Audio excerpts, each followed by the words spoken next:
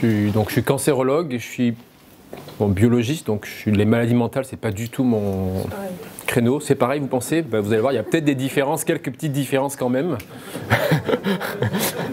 Notamment, je suis pas sûr que le chirurgien ait le même rôle dans les deux.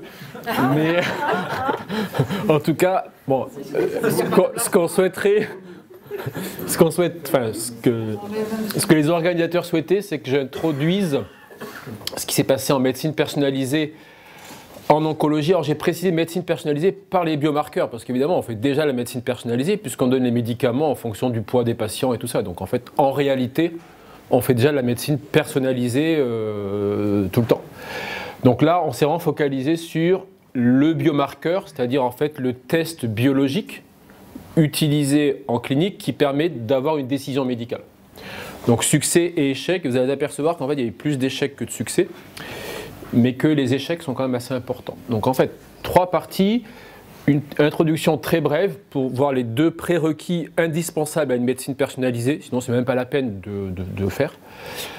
Les applications en cancérologie, et là je pense que l'objectif c'est de voir les analogies avec les maladies mentales, qu'est-ce qui peut être fait, quels sont les objectifs, et les challenges, les barrières, limitations, échecs, enfin tout ce que vous voulez. Bon. Donc, introduction. En fait, alors, le concept d'abord. Le concept, il est très simple. En oncologie, mais je pense aussi dans d'autres disciplines, c'est donc le patient ou la patiente, prélèvement de matériel biologique au sens large, ou de matériel radiologique, imagerie, ce que vous voulez. Un biomarqueur, qu'on va définir a priori comme un test biologique, on verra après quelles sont ces définitions, et ensuite un traitement personnalisé, avec tout de suite la notion que le biomarqueur doit permettre de faire un traitement meilleur. Donc ça va être le fil conducteur de la présentation, c'est qu'un biomarqueur en soi, pronostic, prédictif, il ne sert à rien si derrière il n'y a pas la preuve qu'avoir utilisé le biomarqueur a changé quelque chose dans le devenir du patient ou dans le coût pour la société ou tout ce que vous voulez, en tout cas un critère de jugement que nous on appelle dur. Et donc, en recherche clinique, est-ce que l'approche est efficace? Et la deuxième question qui est très importante en oncologie, c'est qu'en fait, toute cette médecine personnalisée, en réalité, ce que ça a permis, c'est d'accumuler des échantillons de patients et de faire avancer la science fondamentale et la connaissance de la maladie. D'accord? Donc c'est aussi ce qu'on va voir. Les 2 fils conducteurs, ça va être le biomarqueur n'est pas suffisant, il faut qu'il change la pratique. Et l'autre truc, c'est que faire des études en biomarqueurologie ou médecine personnalisée, en fait, ça permet de mieux connaître la maladie. Alors, les 2 prérequis, alors pas très bien, mais c'est pas très grave. Les 2 prérequis pour qu'il y ait début de programme en médecine de précision, là je parle vraiment en biologie et biomarqueurs.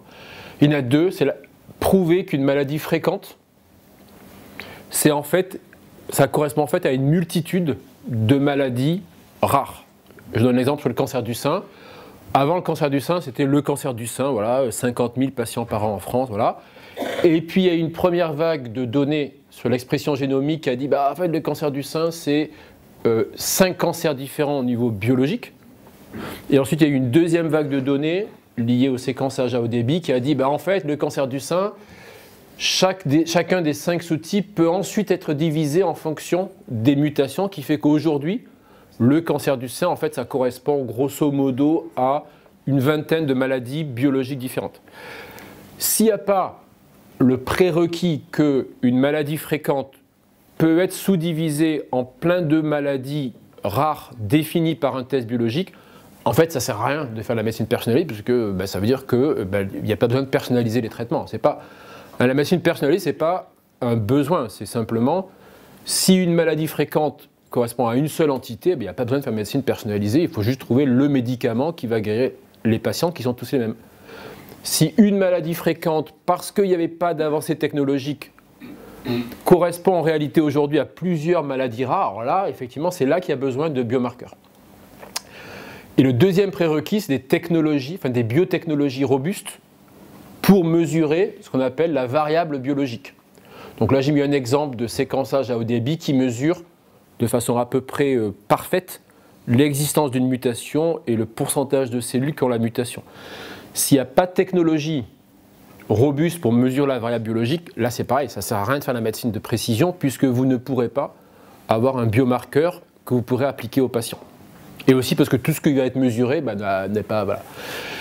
Et puis le troisième petit point aussi, c'est qu'il faut un petit effet de mode qui en général passe bien parce qu'il y a des technologies, des couleurs, ouais, les heatmaps, là on va parler, c'est des couleurs, il y a des mots un peu savants, donc là quand même, ça joue quand même beaucoup pour que le concept soit avancé. Si vous arrivez à séduire tous les internes en maladie mentale parce que c'est beau, il y a des couleurs et plein de mots savants, c'est toujours mieux que si personne n'est intéressé par la discipline.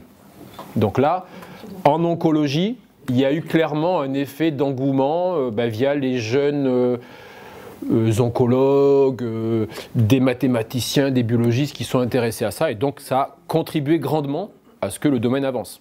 Sinon, ça ne serait pas été avancé. Ok. Alors, là, on a posé le cadre qui est, il faut des technologies robustes et il faut prouver qu'une maladie fréquente, c'est plusieurs maladies rares. Ensuite, quelles ont été les applications dans le domaine de la cancérologie? Donc là, c'est la liste des applications. Alors, je n'ai peut-être oublié, mais bon, voilà. Alors, ça, c'est la liste des applications possibles. Hein. Alors, on va revoir une diapo pour chaque application pour illustrer et aussi pour voir ce qui a été mis en route. Première application, prédire le risque de cancer. C'est-à-dire en gros, quand quelqu'un, population générale, est-ce qu'on peut utiliser les biomarqueurs, le test en l'occurrence plutôt génétique, pour prédire le risque de cancer. Première application. Deuxième application, prédire le risque de toxicité. On sait que les traitements anticancéreux, ça effraie. Moi, le nombre de patients qui refusent de la chimio, c'est hallucinant. Donc, on veut absolument prédire les toxicités pour augmenter la compliance et aussi parce que toxicité, c'est pour nous un critère de jugement. Les trois autres éléments, c'est risque de rechute. On veut prévoir quelle maladie est plus grave qu'une autre. Sensibilité aux thérapies et résistance secondaire suivi thérapeutique. Donc ça, ce sont les 5 applications aujourd'hui en 2017 de la médecine qu'on appelle de précision en cancérologie. Et je pense que, il n'est pas compliqué de faire des analogies, je pense, avec les maladies mentales. Il suffit de remplacer cancer par autre chose. Bon. Voilà. Alors, prédiction du risque de cancer. Alors ça, c'est intéressant. C'est ce qui a été fait, alors ça date de 2008, mais ça n'a pas trop changé depuis. Alors vous allez me dire, bon, pas eu trop de progrès, mais en fait, il y a quelques gènes qui ont migré. Mais globalement, un risque génétique de cancer, ce qui a été identifié, et ça c'est extrêmement important, quand on prédit le risque génétique, il y a 3 niveaux de risque. Donc il y a les gènes qui sont rares, mais qui sont associés à une très forte prévalence, donc BRCA1, BRCA2, bon ça on connaît tous parce que c'est dans les manuels qu'on étudiait quand on était externe, mais ce que je veux dire par là, c'est que les mutations génétiques associées à une forte prévalence sont évidemment, et à un fort risque, sont évidemment beaucoup plus faciles à découvrir que les anomalies génétiques fréquentes associées à une moindre prévalence et à un moindre risque. Et ce qu'on n'a pas encore réussi à faire, c'est être capable de combiner des polymorphismes génétiques dans des scores multigéniques pour en faire un bon prédicteur. Là, on n'est pas bon du tout. Ce qu'on sait faire, c'est dire, ce gène-là est associé à un fort risque de cancer et je suis capable de prévenir le cancer. À ce moment-là, on utilise. Par contre, ce qu'on ne sait pas faire, et ce que peu de gens savent faire dans des disciplines, moi en cancérologie on ne sait pas faire, il y a peut-être d'autres qui savent faire, c'est combiner des polymorphismes génétiques qui augmentent un petit peu un risque, les combiner entre eux pour, chez un patient, en faire un bon prédicteur avec un risque élevé. Ça, on ne sait pas faire. Et les mathématiciens qui travaillent là-dessus disent que c'est quand même assez compliqué. En tout cas, aujourd'hui, qu'est-ce qu'on fait? Les anomalies génétiques à fort risque, si on est capable de prévenir le cancer, on les teste en pratique clinique. Par contre, si on n'est pas capable de prévenir la maladie, alors là, ça ne sert à rien de les utiliser parce que, j'exagère un peu, mais dire à un patient, vous avez 80% de risque de tumeur cérébrale, et ne pas être capable de prévenir ce risque, c'est complètement inutile, voire même délétère. Donc là encore, on reste sur la ligne directrice qui est un biomarqueur. Ça ne sert pas à faire joli, ça sert à éviter un événement. Ici, mettre en place une prévention pour éviter le cancer. En l'occurrence là, dans les BRCA1, BRCA2, c'est ovariectomie et suivi par IRM toute la vie. Pour les tests génétiques qui augmentent faiblement le risque, alors là, il y a des études en cours pour voir s'ils pourraient avoir un intérêt, notamment dans tout le débat sur le dépistage par mammographie. Est-ce que le dépistage par mammographie, c'est pour tout le monde ou pour les patientes qui ont un risque un petit peu élevé, défini par ces polymorphismes génétiques? Là encore, il faut prouver l'utilité clinique du biomarqueur, sinon en fait, ça ne sert à rien. Deuxième application, les toxicités. Alors là, je n'ai pas d'exemple super à vous montrer parce que la toxicité, c'est extrêmement dur à prédire au niveau du biomarqueur, mais je voulais juste mentionner ce projet en cours pour donner un ordre de grandeur des études en cours dans ce domaine. Donc, c'est une étude qui est faite par la Fédération des centres de lutte contre le cancer en France, financée par l'ANR dans le cadre du Grand Emprunt. Vous voyez, donc c'est une étude prospective sur 12 000 patientes qui va collecter, alors c'est en petit, mais qui collecte donc l'information clinique, c'est-à-dire la toxicité, mais qui collecte aussi du sang avant et qui monitore et qui collecte du sang tout au long du suivi pour arriver à générer des prédicteurs moléculaires de toxicité avec l'objectif qu'une patiente qui a un risque élevé de toxicité, défini par, identifié par une anomalie biologique, mettre en place des études cliniques qui testent d'autres thérapies. D'accord ? Donc là, c'était juste pour donner une dimension, un exemple de projet. Donc, c'est 12 000 patientes, 26 centres en France, et piloté par ce qu'on appelle un groupe coopérateur, donc qui s'appelle Unicancer, et un consortium avec différents centres qui ont un savoir-faire un peu différent. Comme en tout cas, c'est un des challenges en cancérologie, c'est prédire les toxicités des traitements. Troisième application, prédire le risque de rechute. Alors là, ça c'est intéressant parce que dans le cancer du sein, pendant 15 ans, ça a été le thème dominant en cancérologie. Donc ce qu'il faut savoir dans le cancer du sein, c'est que 95% des cancers du sein se présentent sous la forme localisée, c'est-à-dire une boule dans le sein et pas de métastase. Et environ 20% de ces patientes présenteront une rechute ultérieure sous forme de métastase. Donc il y avait un enjeu important qui était de prédire au moment du diagnostic quelle patiente a un risque élevé de faire des métastases. Là encore, ce n'est pas juste pour dire vous allez faire des métastases, mais pour mettre en place un traitement préventif de ces métastases. D'accord ? Donc ça, c'était un vrai enjeu. Et l'enjeu, en fait, était surtout de diminuer le nombre de chimiothérapies qu'on appelle adjuvantes. Mais grosso modo, le but, c'est quoi ? C'est de dire qui va faire une métastase pour pouvoir éviter cette métastase. Donc là, il y a une histoire qui est intéressante qui est donc un effort européen qui au départ consiste à mettre au point un test multigénique de 70 gènes qui est associé à un risque élevé de rechute. Donc à des hasards ratios à peu près entre 3 et 5, c'est-à-dire quand c'est positif, le risque de métastase est augmenté de 3 à 5. Alors là, c'est vrai que c'est intéressant dans la discussion, on va revenir là-dessus après. Donc vous avez un test, 70 gènes, qui vous dit voilà, ça augmente le risque. Ce test est mis au point sur des séries de patientes. Il a 2 validations indépendantes sur ce qu'on appelle des séries rétrospectives, c'est-à-dire en fait, on a le tissu disponible dans des biobanques, on applique ce test et on s'aperçoit rétrospectivement qu'effectivement, il y a des hasards ratios de 3 à 5.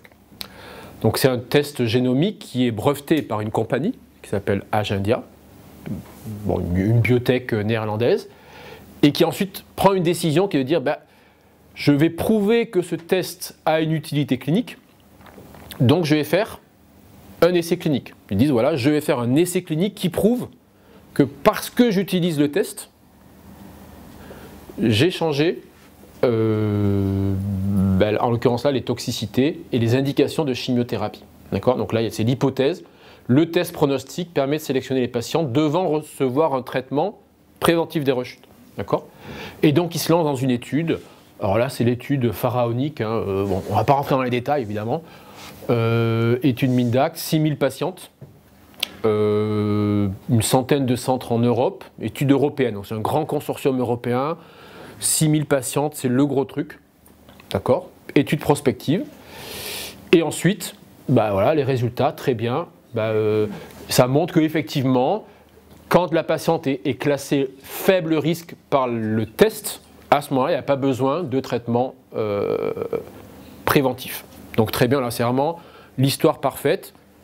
Un test qui est breveté, la compagnie, avec l'aide de l'Union européenne sur les financements, grand essai clinique de 6000 patientes, et l'essai clinique prouve que quand vous avez utilisé le test, eh bien, il a été possible de ne pas faire de chimiothérapie adjuvante, et à contrario, quand le test est positif, la chimiothérapie adjuvante améliore le pronostic. D'accord ? Donc ça, c'est un peu l'histoire parfaite. Le point positif de cette histoire aussi, c'est que du coup, il y a en Europe 6000 échantillons de cancer du sein collectés de façon homogène et qui sont dans une biobanque et qui attendent d'être analysés pour améliorer encore cette prédiction. D'accord ? Donc ça, c'est Europe. Il faut savoir qu'aux États-Unis, il y a eu un même type de test qui a été développé, et on reviendra après là-dessus, qui lui a été remboursé par les assurances américaines, uniquement sur la base d'études qu'on appelle rétrospectives. En fait, ils ont dit, le test américain, il aurait pu être européen, peu importe, mais l'autre test a une valeur pronostique sur des études rétrospectives, on le rembourse et on évite des chimiothérapies adjuvantes. Ce que je veux dire par là, c'est que le niveau de preuve requis pour qu'un test soit mis en œuvre en France, en Europe, aux États-Unis est complètement différent et c'est le foutoir complet. C'est-à-dire qu'en fait, il y a très peu de régulation du biomarqueur, ce qui fait que quand vous aurez un test génial, vous allez apercevoir que le vrai challenge, ce n'est pas la découverte du test, c'est quelles sont les étapes réglementaires qui vous permettent que le test demain soit fait auprès des patients. Voilà, ça c'est une réalité. Il nous a fallu 6000 patientes prospectivement pour prouver que le test était utile. Maintenant c'est bon, c'est fait. Mais quand même, ça fait quand même 10 ans de travail dans une étude qui est quand même assez importante aussi. Point numéro 4, la sensibilité aux thérapies. Et ça c'est très important. Donc il faut savoir, on a vu tout à l'heure, le cancer du sein maintenant c'est une vingtaine de cancers différents. Et chaque cancer, il est défini par ce qu'on appelle le driver. C'est-à-dire en fait, qu'est-ce qui fait que la cellule normale devient cancéreuse. Donc en fait, c'est quelle est l'anomalie moléculaire qui fait la maladie en fait, qui fait progresser la maladie. D'accord ? Donc le driver, c'est ça, c'est l'anomalie moléculaire impliquée dans la transformation maligne et la progression tumorale. Et quand vous faites cancer du sein, vous avez différents drivers, c'est-à-dire anomalies génomiques qui fait progresser le cancer, différentes entre chaque patient, pas à l'intérieur d'un même patient. Et donc là, ce qui est prouvé, c'est que si vous bloquez ce driver, vous avez un effet thérapeutique. Et de là est né le concept que chaque patient ayant son propre driver, d'accord, à ce moment-là, il faut pour chaque patient faire une cartographie génomique pour savoir quel est le driver par patient et donner le bon traitement. D'accord, donc on n'est pas encore à ce point de détail, mais quand même, on arrive à avoir certains nombres de drivers qu'il faut caractériser. Alors le meilleur exemple, ça n'a pas attendu 2007 fort heureusement, c'est les récepteurs aux hormones. En fait, récepteurs aux hormones dans le cancer du sein. Quand il y a des récepteurs aux hormones, ça c'est un driver important, il y a effet de l'hormonothérapie. Quand il n'y a pas de récepteurs aux hormones, il n'y a pas d'effet de l'hormonothérapie. Donc ça c'est typique du biomarqueur prédictif, c'est-à-dire en fait vous avez une anomalie moléculaire qui crée la maladie, vous ciblez cette anomalie moléculaire, ça marche quand elle est présente, ça ne marche pas quand elle est absente. Et le ça ne marche pas quand elle est absente est extrêmement important, d'accord ? C'est-à-dire que, en tout cas nous dans notre domaine d'application, il est indispensable de prouver, si vous voulez personnaliser un traitement, que ce même traitement ne marche pas quand il n'y a pas l'anomalie moléculaire. Sinon, ce n'est pas de la personnalisation, sinon vous dites juste je le réserve à un groupe sans savoir si ça ne marche pas chez les autres. D'accord ? Donc le contrôle négatif, c'est-à-dire prouver que ça ne marche pas quand il n'y a pas le test, est indispensable, ce qui pose parfois des problèmes éthiques, parce que ça nous oblige à démarrer des études à mettre des thérapies ultra ciblées alors qu'on sait très bien que les patients n'ont pas l'anomalie. Donc, bon. Mais bon, on va pas commenter ça, mais bon, c'est une obligation qu'on a, c'est un peu bizarre. Un autre exemple, c'est ce qu'on appelle HER2. Donc HER2 en cancer du sein, c'est pareil. Amplification du gène, 15% de patients. Là, vous avez un effet thérapeutique des anti-HER2. Quand il n'y est pas, il n'y a pas d'effet thérapeutique. D'accord ? À nouveau, on retrouve la notion qu'il y a besoin du contrôle négatif pour pouvoir prouver qu'effectivement le test est spécifique et utile, hein, parce que sinon vous donnez le même traitement à tout le monde. Je vais passer. Ça aussi. Dernier élément, ce qu'on appelle les résistances secondaires. Donc pour nous, malheureusement notre quotidien, jusqu'à maintenant ça avait l'air d'être assez idyllique comme discipline. En réalité, bon, je ne devrais pas trop rigoler, mais en réalité, ce qui se passe, c'est que quand on fait un traitement, vous voyez, on a trouvé le driver, ce qui fait la progression tumorale, on l'identifie, on met un traitement, il y a une réponse tumorale, ce qu'on appelle la maladie résiduelle, mais au bout d'un certain temps, il y a un échappement tumoral. C'est-à-dire que le cancer s'adapte au traitement, vous mettez une pression de sélection avec le traitement, les cellules cancéreuses s'adaptent à ce traitement, trouvent un moyen d'échapper au traitement et le cancer revient. Et donc, une des applications de la génomique, actuellement, c'est de monitorer, de faire un suivi du traitement. Bon, je reviendrai après là-dessus avec des nouvelles technologies. Le monitoring du traitement, c'est-à-dire le suivi du traitement, c'est quelque chose qui, actuellement, est en train de revenir et aussi permet de caractériser les mécanismes de résistance pour à nouveau les contourner. D'accord ? Mais après, il ne faut pas rêver. Ce qui drive un mécanisme de résistance, c'est juste un autre driver qui s'est rajouté. Donc, ce n'est pas très différent de l'identification de driver. Le point que je voulais mentionner sur le suivi du traitement, parce que dans beaucoup de disciplines, hein, la médecine de précision, c'est surtout le suivi du traitement. Chez nous, jusqu'à il y a très peu, d'ailleurs toujours, en fait, le suivi du traitement n'est pas un élément important, n'est pas un champ d'application de la médecine de précision, parce que, globalement, on peut suivre un cancer du sein, par exemple, sur des tests biologiques. Le problème, c'est que vous allez détecter précocement une rechute, mais que vous la traitiez ou pas, ça ne sert à rien. D'accord ? Donc là, on est typiquement dans le test. CA15-3, par exemple, c'est un test biologique. Vous le suivez, très bien. Quand c'est positif, vous détectez une rechute 6 mois avant les symptômes. Le seul problème, c'est que traiter précocement une rechute, enfin, quand les études ont été faites, n'apportait pas de bénéfice par rapport à la traiter tardivement. Donc là, on est typiquement dans un test biologique qui est super, hein, qui permet de détecter précocement quelque chose, mais qui ne sert à rien au niveau médical parce qu'il ne change pas un critère de jugement. Ok, bon après ça, il y a quelques diapos, ça, c'est pas très très important.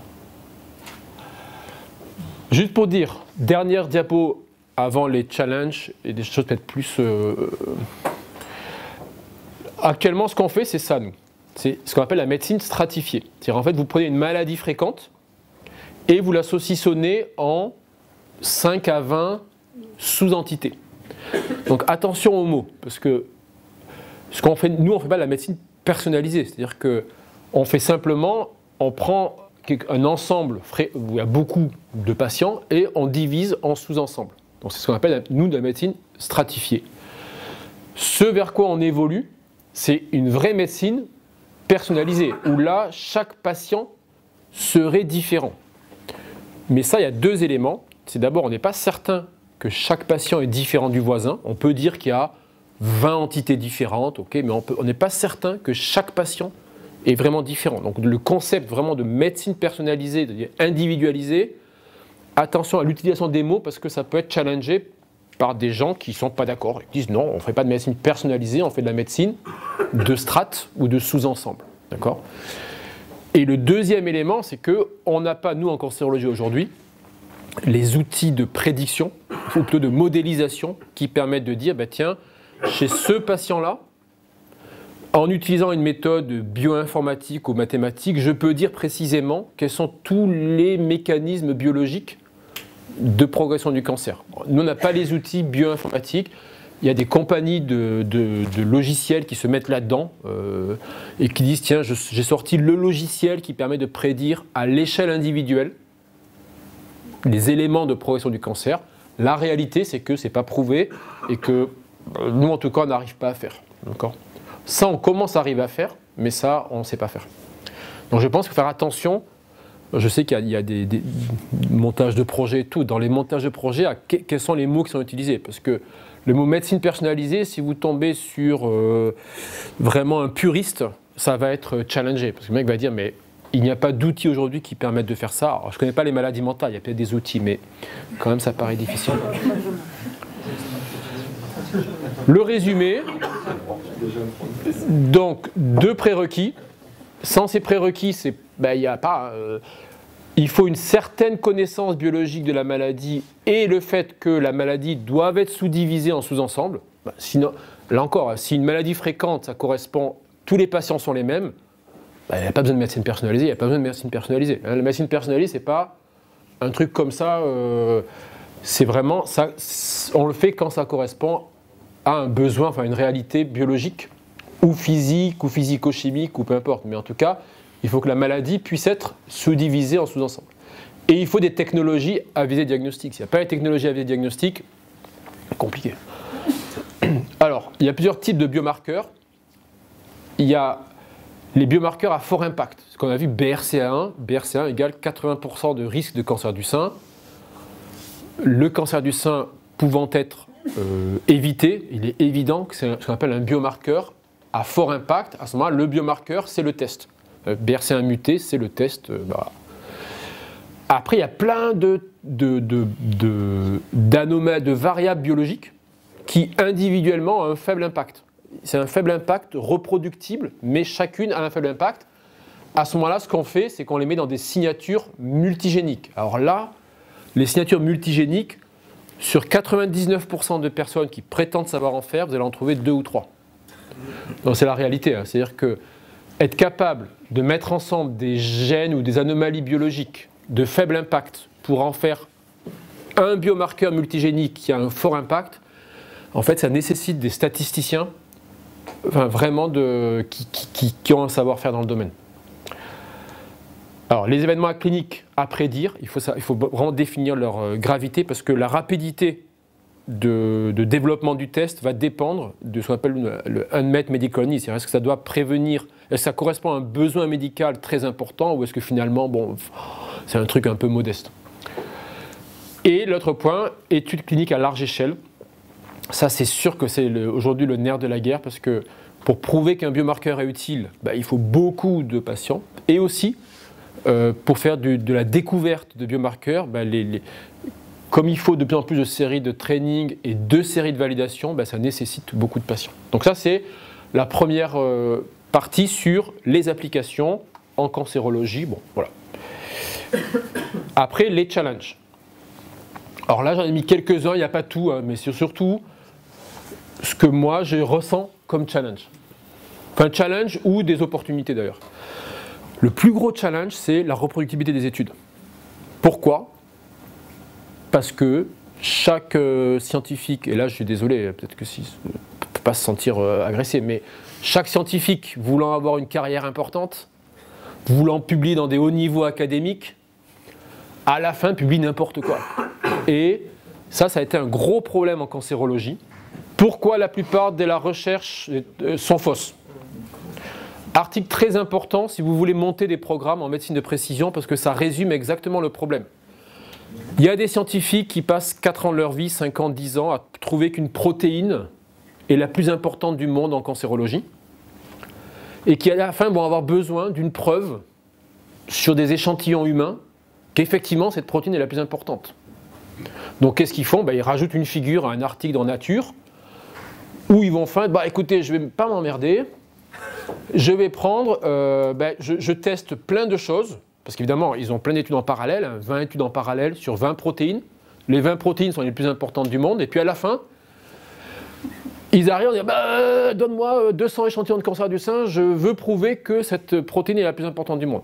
Bon, on donne 200 échantillons de cancer du sein, et puis ça fait des sous-groupes, des machins, des trucs, et à la fin, ça trouve quelque chose de positif, parce que comme vous le savez tous, Le sacro-saint P inférieur à 0,05 veut juste dire qu'il y a moins de 5% de probabilité que ce soit lié au hasard.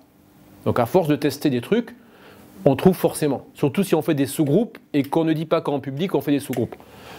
Donc on se retrouve avec ce problème. Moi je ne suis pas un basic scientist, donc en fait, moi je suis plutôt du côté médical. Et du côté médical, ce que je vois, ce qu'on a vu en cancérologie, c'est qu'il y a beaucoup de découvertes fantastiques et qu'à la fin il y a très peu qui arrivent à l'application médicale. Pourquoi?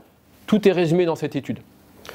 Parce que les personnes qui font de la publication, ils s'arrêtent là. C'est-à-dire qu'ils disent, moi je ne vais pas m'embêter, je vais tester plein de protéines dans plein d'études, et puis je fais plein de sous-groupes dans chacune de ces études, et puis s'il y a un truc qui sort avec un P à 0,05, je le publie. Évidemment, sans dire qu'à côté, ils ont fait tourner 10 études en parallèle. Voilà. Donc ça, du coup, il y a plein d'articles en nature, cette protéine est fantastique, la dernière figure, regardez, ça a une valeur pronostique, ou regardez, c'est prédicteur, machin, qui en fait sont juste des analyses de sous-groupes, ou ce qu'on appelle des hypothèses multiples. Donc ça, c'est un vrai problème. Enfin, ça a été un vrai problème qui a été corrigé par quoi? Alors, évidemment, alors là, j'ai pas mis le truc qu'il fallait, mais en gros, par quoi ça a été corrigé? Ça a été corrigé par le fait que, dorénavant en cancérologie, il y a des règles de reporting. C'est-à-dire que quelqu'un qui publie un biomarqueur dans un journal correct est obligé d'être en adéquation avec les règles de comment on fait du reporting scientifique et donc quel nombre d'études qui a été testé, tout ça, tout ça. Donc l'amélioration, ce qu'on appelle le reporting, a été vraiment une amélioration importante. Et puis il y a eu d'autres choses qui ont permis d'améliorer la reproductibilité des études, d'accord, qui sont avoir des SOP pour faire les tests. Les protocoles doivent être prédéfinis et les data brutes doivent être disponibles. Il faut planifier prospectivement le plan statistique. Aujourd'hui, quand on veut des échantillons d'une étude, par exemple, les mecs disent, moi je veux le SAP, le plan d'analyse statistique fait prédéfini. Je ne veux pas que les gens analysent a posteriori ce qui les intéresse. Donc là, ce qui a vraiment changé les choses, c'est des modalités de reporting communes, des SOP et surtout des analyses statistiques planifiées, prédéfinies, et ne pas détricoter les analyses statistiques une fois qu'elles sortent. Finalement, c'est pas ce groupe, c'est celui-là que je voulais, parce que sinon, on peut trouver plein de choses, quoi. Et depuis qu'il y a ça, alors là, il y a quand même une vraie amélioration en termes de reproductibilité des études. Et moi, parce que je sais que c'est une fondation fondamentale, et je pense que les fondations doivent mettre en place des garde-fous pour ce genre de problème. Parce que sinon, vous vous retrouvez avec des gens qui ont des trucs fantastiques, mais il faut vraiment... Et aussi depuis que les statisticiens revoient les projets, ça a radicalement changé le niveau de reproductibilité. Moi, il y a quelques temps, j'étais anti-statisticien, ils me font chier et tout. D'empêche que force est de constater que depuis que les statisticiens font partie des jurys d'évaluation de projets de recherche translationnelle et de médecine de précision, ça a radicalement changé le niveau de reproductibilité de ces études. Donc ça, c'est vraiment un élément important. Deuxièmement, niveau de preuve. Alors ça, c'est une fois qu'il y a un biomarqueur découvert, un petit peu validé, quel niveau de preuve il faut pour que ça arrive jusqu'au patient. Ça, ce n'est pas propre à la cancérologie, c'est EGAP, c'est Evaluation Genomic Application Practice and Prevention, qui dit il faut 3 choses. Il faut qu'un biomarqueur ait une validité analytique, et ça c'est très important parce que validité analytique, ouais, c'est évident, n'empêche que il faut prouver qu'un test mesure de façon robuste et reproductible la variable biologique. On rigole, n'empêche que par exemple dans le cancer du sein aujourd'hui, on utilise un test qui n'a pas de validité analytique et qui est fait largue à main nue dans tous les centres en France, et qui est prohibé aux États-Unis. Donc, la notion de validité analytique, c'est quelque chose qui est extrêmement important et normalement c'est le point d'entrée du biomarqueur. S'il n'y a pas un moyen de mesurer correctement et de façon reproductible une variable biologique, bon, c'est difficile d'aller plus loin. Pourquoi j'ai mis ça? C'est pour la nuance qui vient après. EGAP dit, le deuxième niveau de preuve, c'est la validité clinique. C'est ce qu'on disait tout à l'heure, c'est-à-dire c'est la capacité d'un test, à identifier un critère de jugement. Alors là, c'est typique, vous dites, j'ai un nouveau test dans par exemple, prédire la schizophrénie, je suis dire comme ça, voilà. Et je mets en évidence que ce test a un odds ratio, enfin, quand il est positif, augmente le risque de schizophrénie. Ah, super, test statistique positif. N'empêche que ça, EGAPP dit que c'est uniquement ce qu'on appelle de la validité clinique. C'est pas parce que ce test peut prédire quelque chose, d'accord, que c'est la fin des... il doit être mis en œuvre. La validité clinique, c'est ce que nous on appelle, enfin ce que tout le monde appelle la significativité statistique, hein, c'est-à-dire, effectivement, le test, quand il est positif, il y a une augmentation de temps, de risque ou de rechute. Voilà. Le vrai niveau de preuve, c'est l'utilité clinique. C'est est-ce que quand vous avez utilisé le test, vous avez changé quelque chose. D'accord ? On reprend la schizophrénie par exemple, j'y connais rien moi. Si vous avez un test qui peut dans la population générale dire je peux identifier les personnes qui vont faire une schizophrénie dans les 5 ans, très bien, c'est un test. Mais ce qu'il vous faut ensuite, c'est de l'utilité clinique, c'est-à-dire prouver que parce que vous avez utilisé ce test, vous allez diminuer l'incidence de schizophrénie ou sa gravité. Sinon, le test n'est pas utile. Il est valide cliniquement, mais il n'a pas d'utilité clinique. Et à ce moment-là, ici, en Europe, il n'est pas mis en œuvre, alors qu'aux États-Unis, la validité clinique suffit. D'accord ? Et c'est pour ça que dans les tests sur le cancer du sein, on est sur de la médecine à 2 vitesses, États-Unis, Europe. Ok ? Donc ça, je vais passer. Les développements technologiques, juste pour dire, je ne sais pas ce qui se passe en maladie mentale, mais dans le cancer, aujourd'hui, tout est marqueur circulant. Les gens ne veulent plus faire des biopsies de cancer en disant s'il y a des complications, tout ça. Depuis qu'il a été émis qu'on détecte l'ADN du cancer dans le sang, là, tous les efforts de recherche sont focalisés là-dessus, notamment pour le suivi des patients, le dépistage du cancer, tout ça. Pour des patients, c'est beaucoup moins désagréable de se faire une prise de sang que de se faire une biopsie. D'accord ? Et je pense qu'à mon avis, les technologies donc de forte sensibilité, d'accord, qui détectent protéines anormales, ARN anormaux, ADN anormaux, je pense quand même que dans les maladies mentales, à mon avis, ça devrait permettre de faire un bond cosmique. Parce que là, il y a de plus en plus de biotech qui savent détecter n'importe quelle molécule anormale dans le sang. Donc ça, pour nous, c'est la vraie révolution en biomarqueurs. Mais je pense que pour d'autres disciplines pour lesquelles les biopsies sont difficiles à faire, ça va vraiment changer radicalement la mise en développement de la médecine de précision. Le big data, 3 derniers petits points. Le big data, pour dire qu'il y a des efforts de fusion de bases de données et de partage de données. Donc ça veut dire quand même que quand vous générez une donnée, il faut toujours vous dire qu'à un moment donné, cette donnée, que vous le veuillez ou non, elle sera partagée et mise en public. Parce qu'à un moment donné, il est difficile vous avez les gens ont les données, tout ça, ils disent je vais les garder. À un moment donné, quand il y a une autorité suprême qui dit bon maintenant tu lâches tes données et tu les mets en commun, donc voilà. Donc toute donnée générée, non mais on sait tous toute donnée générée, à un moment donné, va se retrouver dans une donnée publique. C'est très important parce que nous, c'est ce qui a permis à nouveau que les études soient reproductibles. Parce que les mecs se sont dit oula, on va contrôler mes données, je vais faire gaffe. Donc, non mais ça c'est vraiment important.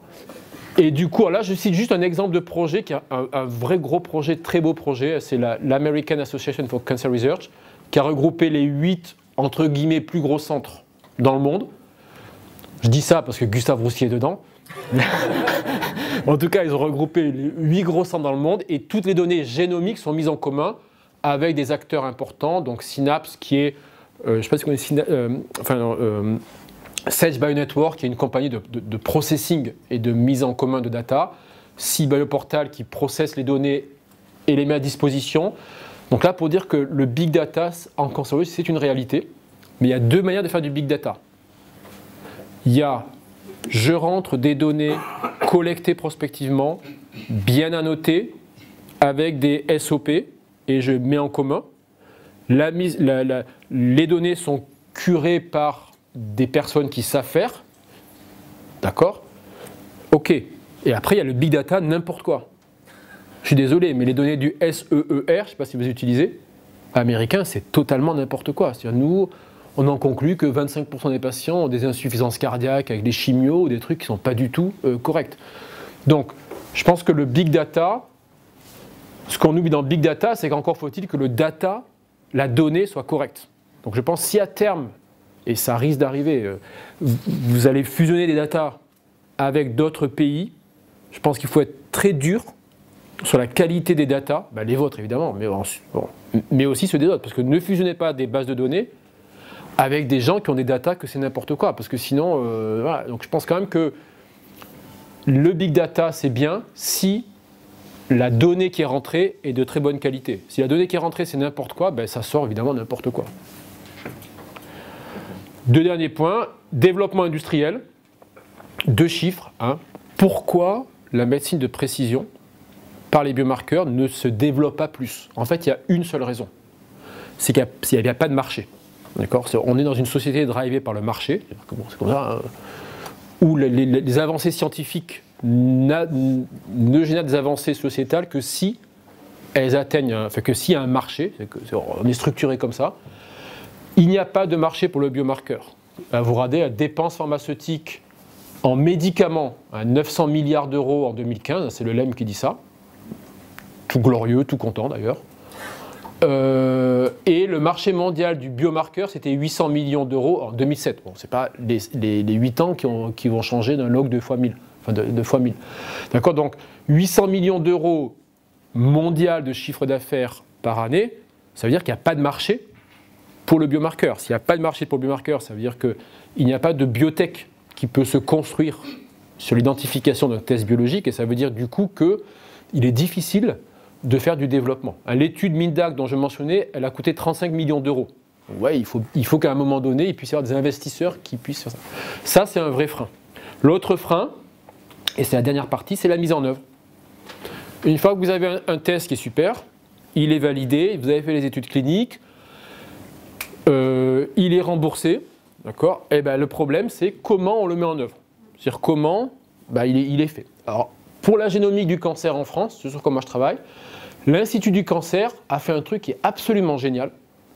C'est qu'ils ont dit, on met en place 28 plateformes de génomique dans les hôpitaux en France. Donc il y a 28 centres de génomique agréés par l'Institut du cancer qui fait les tests génomiques en France, et l'Institut du cancer peut prouver avec des chiffres que c'est moins de 5% des patients en France qui n'ont pas accès aux tests génomiques, ce qui en fait est colossal. D'accord ? Et la personne qui a fait ça, c'est vraiment un modèle de mise en œuvre d'une avancée médicale qui est unique. On a du mal à réaliser, mais ça a vraiment été un truc important depuis 2006. C'est-à-dire que c'est... Bon. Alors, en tout cas, nous, c'est comme ça que c'est opéré. C'est-à-dire qu'il y a une autorité de tutelle qui coordonne et qui via le ministère de la Santé, donc, paye 28 plateformes en France qui font la génomique quotidienne. Aux États-Unis, c'est un peu différent. Parce qu'il y a les compagnies, alors direct to consumer ou pas, mais il y a les compagnies biomarqueurs. Donc, par exemple, moi, mes collègues américains, quand ils font un test génomique pour un patient qui a un cancer du poumon, ils envoient à une compagnie privée qui fait le test pour 5 000 $ et qui renvoie. C'est pris en charge par les assurances. Donc c'est un modèle qui est différent. Mais en tout cas, c'est juste pour introduire la notion que il y a... introduire 2 points. 1, il faut se poser la question du modèle de réalisation du test. Et 2, attention aux patients qui font leur test aux compagnies direct to consumer. Parce que vous savez, aujourd'hui, vous envoyez votre muqueuse buccale à 1, 2, 3 et moi, là, il vous sort tous vos polymorphismes et votre risque de diabète, votre risque d'obésité, de machin, votre risque de maladie mentale. Enfin, j'exagère un peu. Mais je pense quand même que les communautés médicales doivent faire attention à ça. Dans des modèles où c'est une médecine sociale, ça peut vraiment créer des distorsions dans le modèle. En conclusion, le préalable, c'est qu'il faut qu'une maladie fréquente puisse être divisée en maladies rares. Un biomarqueur en soi, ça ne suffit pas qu'il soit statistique ou machin, il faut qu'il ait prouvé son utilité clinique. D'accord ? Le développement de médecine personnalisée, il faut des larges cohortes et il faut surtout des hypothèses prédéfinies. Il ne faut pas... Le data mining, moi, j'y crois pas du tout. Je pense qu'un projet scientifique, c'est avant tout quel est le problème médical, quelle hypothèse scientifique je pose et quelle est la réponse. Le data mining, alors, moi je ne crois pas que ça va régler quoi que ce soit. Tout passe par l'hypothèse prédéfinie et le rôle des statisticiens dans le développement de la médecine de précision est vraiment crucial.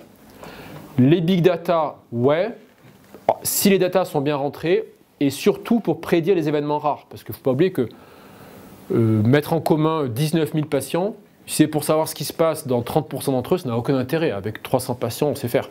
Donc ça n'a intérêt que si les historiques et ce qu'on observe en clinique suggèrent qu'on doit prédire les événements rares. Sinon, ça ne sert à rien. La mise en œuvre est freinée par les niveaux de preuves qui, quand même, en Europe, sont assez élevés et l'absence de marché et après la mise en œuvre. Voilà. Et puis, c'est fini. Et puis, puis voilà quoi. S'il y a des questions.